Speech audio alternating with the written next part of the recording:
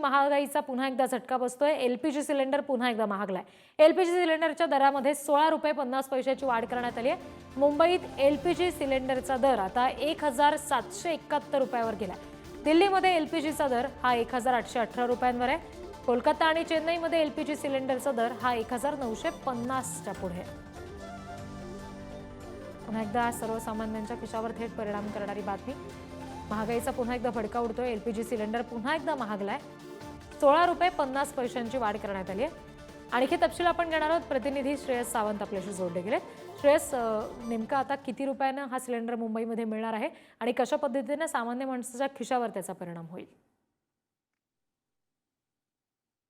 खरं तर ही महागाई जी आपण म्हणतोय ती आता खरं तर प्रत्येक सर्वसामान्यांच्या खिशाला लागणार आहे, कारण 16.50 रुपयांची ही वाढ झालेली आहे। मुंबईत जो खऱ्या अर्थानं एलपीजी सिलेंडर आपल्याला मिळत होता त्याची वाढ आता 1770 रुपये आता मोजावे लागणार आहेत। त्यामुळे कुठे ना कुठे मुंबईकरांना आता ही सगळ्यात मोठी गोष्टला सामोरं जावं लागणार आहे। आपण एकंदरीत पाहायला गेलं तर ही वाढ 1 डिसेंबर पासून म्हणजेच आजपासून झालेली आपल्याला दिसून येते। या वाढी मागचं कोणतंही कारण मग कुठल्याच कंपनी, गॅस कंपनी असेल, त्यांनी अजूनपर्यंत दिलं नाही। मात्र ही वाढ झालेली आहे। आता या वाढीमुळे मुंबईकरांच्या खिशाला किती फटका लागतो ते कडे सगळ्यांचं लक्ष लागलेलं आहे। रिद्धी जी, श्रेयस, धन्यवाद दिलेल्या माहितीसाठी।